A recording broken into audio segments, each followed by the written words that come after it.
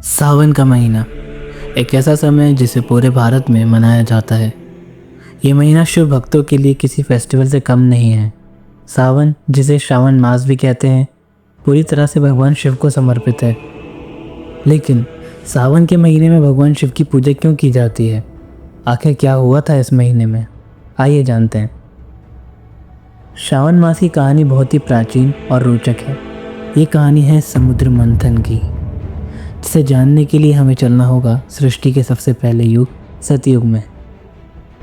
विष्णु पुराण के अनुसार एक समय ऋषि दुर्वासा ने इंद्रदेव से प्रसन्न होकर उन्हें प्रसाद के रूप में फूलों की माला दी और देवताओं के राजा इंद्र ने उसे अपने ऐरावत हाथी के गले में डाल दिया। उस फूलों की माला की सुगंध इतनी मनमोहक थी जिससे बहुत सारी मधुमक्खियाँ उससे आकर्षित होने लगी, जिससे परेशान होकर ऐरावत हाथी ने उस माला को उतारकर नीचे फेंक दिया, जिसे देख ऋषि दुर्वासा क्रोधित हो उठे और इंद्रदेव को ये शाप दिया। हे इंद्र, तेरे दुस्साहस का परिणाम अच्छा नहीं होगा। तेरा और सभी देवताओं का बल, शक्ति और भाग्य उनसे छिन जाएगा और स्वर्गलोक तहस नहस हो जाएगा। और नतीजा वही हुआ। देखते देखते स्वर्गलोक का सारा धन और संपत्ति समाप्त हो गई और माँ लक्ष्मी भी समुद्र में लुप्त हो गई और देवताओं का बल असुरों के मुकाबले कम होने लगा, जिसके कारण असुरों ने तीनों लोकों पर आक्रमण कर दिया और बहुत भयंकर कोलाहल मच गया। इंद्रदेव के साथ सभी देवता अपनी रक्षा के लिए इधर उधर भटकने लगे। वे सभी लोग ब्रह्मदेव के पास गए, जिन्होंने उनको भगवान विष्णु के पास जाने की सलाह दी। भगवान विष्णु ने सभी देवताओं को अपनी खोई ताकत, धन और संपत्ति पाने का इकलौता रास्ता बताया, जो था समुद्र मंथन। जिस तरह दूध को मथने से मक्खन ऊपरी सतह पर आ जाता है, उसी तरह भगवान विष्णु ने बताया कि क्षीर सागर एक दूध का महासागर है। उससे मथने से जो अमृत निकलेगा वो स्वर्गलोक और देवताओं की खोई हुई शक्ति और समृद्धि वापस ले आएगा। देवता उत्साहित होकर मंथन शुरू करने ही वाले थे, तभी भगवान विष्णु ने कहा कि देवताओं की वर्तमान स्थिति के चलते समुद्र मंथन देवता अकेले नहीं कर सकते, इसमें असुरों की भी सहायता लगेगी। जिसे सुनकर सभी देव आश्चर्य में पड़ गए कि जो देवता और असुर हजारों सालों से एक दूसरे के कट्टर दुश्मन रहे हैं, उनका साथ मिलकर काम करने का विचार देवताओं को परेशान कर रहा था। पर देवताओं के पास असुरों से सहायता मांगने के अलावा और कोई रास्ता भी नहीं था। तभी भगवान ने देवताओं को एक तरीका बताया जो असुरों को समुद्र मंथन में भाग लेने के लिए मजबूर कर देगा। भगवान विष्णु का आशीर्वाद लेने के बाद इंद्र असुरों के राजा बलि के पास एक प्रस्ताव लेकर गए। बलि बाकी असुरों जैसा बिल्कुल नहीं था। वो बलवान होने के साथ साथ बुद्धिमान भी था। वो प्रहलाद, जो कि विष्णु भगवान के भक्त थे, उनका वंशज भी था।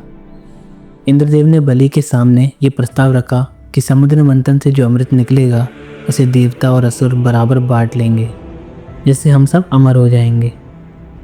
असुरों के राजी होने के बाद सबसे बड़ा प्रश्न ये था कि विशाल क्षीर सागर का मंथन आखिर कैसे किया जाएगा। तो इसका समाधान निकालने के लिए भगवान विष्णु ने मंदरांचल पर्वत, जो कि धरती के बीचों बीच मौजूद है, उसे उठाकर अपने वाहन गरुड़ की पीठ पर रख दिया और गरुड़ उस पर्वत को क्षीर सागर के बीच में रखकर आ गए। मंथन के लिए रस्सी की जगह वासुकी नाग का उपयोग किया। ये वही सांपों का राजा है जो हमें भोलेनाथ के गले में दिखता है। मंदरांचल पर्वत का संतुलन बनाने के लिए भगवान विष्णु ने कूर्म अवतार लिया और मंदरांचल पर्वत को अपनी पीठ पे धारण कर लिया। देवताओं ने वासुकी नाग को एक तरफ से पकड़ा और असुरों ने दूसरी तरफ से, और फिर शुरू हुआ समुद्र मंथन। कई समय मंथन करने के बाद जो सबसे पहली चीज़ निकली वो था संसार का सबसे जहरीला विष, हलाहल। ये इतना जहरीला था कि इसके निकलने के बाद वहाँ लोगों को सांस लेने में भी परेशानी होने लगी और वहाँ भगदड़ मच गई। फिर भगवान विष्णु के कहने पर सभी देव और असुर भगवान शिव से मदद की पुकार करने लगे और फिर भगवान शिव ने उस हलाहल विष को ग्रहण किया। वे उसे निगलने ही वाले थे, तभी माँ पार्वती ने अपना हाथ रख के विष को कंठ से नीचे नहीं उतरने दिया, और इसलिए हम भगवान शिव को नीलकंठ भी कहते हैं। इस मंथन के दौरान और भी कई रत्न निकले, जैसे कामधेनु गाय, जिसे ऋषियों ने रख लिया। उच्च श्रवा घोड़ा, ये एक सफ़ेद रंग का घोड़ा था जिसके 7 सर थे, उसे इंद्रदेव ने रख लिया। फिर आया ऐरावत हाथी, उसे भी इंद्रदेव ने रख लिया। फिर आई कौस्तुभ मणि, जिसे भगवान विष्णु ने अपने हृदय में धारण कर लिया। फिर आया कल्प वृक्ष, जो हर किसी की सारी मनोकामनाएं पूरी करता है। फिर आई माँ लक्ष्मी, जिन्होंने भगवान विष्णु को अपना वर चुन लिया। फिर प्रकट हुई वारुणी, जिसे मदिरा भी कहते हैं, और उसे असुरों ने ले लिया। और फिर प्रकट हुई रंभा नाम की अप्सरा, जिसने स्वयं देवताओं को चुना। फिर प्रकट हुए चंद्रमा, जिसे भगवान शिव ने अपने मस्तक पे धारण किया। और आखिर में धन्वंतरी देव स्वयं अपने हाथ में अमृत का घड़ा लेकर प्रकट हुए। अमृत को देखते ही देवताओं और असुरों के बीच मंथन छोड़ के जबरदस्त युद्ध शुरू हो गया। ऋषि दुर्वासा के शाप के कारण देव असुरों से नहीं जीत पाए, और जब असुर अमृत को ग्रहण करने ही वाले थे, तभी भगवान विष्णु ने मोहिनी का रूप धारण किया और असुरों से कहा कि उन्हें अमृत देवताओं के साथ भी बांटना चाहिए। असुर मोहिनी रूप को देखकर मोहित हो गए और अमृत का घड़ा उन्हें देकर कहा कि आप ही इसे सब में बराबर बांट दो। फिर देवता और असुर एक दूसरे के आमने सामने बैठ गए और मोहिनी सबको अमृत बांटने लगी। और तब नारायण ने एक लीला की। जिस घड़े का अमृत देवताओं को अमर बना रहा था, उसी घड़े का अमृत असुरों की तरफ जाते ही साधारण जल बन जा रहा था। इतने में एक असुर देवताओं की चाल को समझ गया और चोरी छुपे देवताओं के बीच जाकर बैठ गया। जैसे ही उसने अमृत का पहला बूंद चखा, भगवान विष्णु समझ गए और उन्होंने अपने सुदर्शन चक्र से उसका सिर धड़ से अलग कर दिया। लेकिन वो असुर अमृत पान कर चुका था, इसलिए वो अमर हो गया।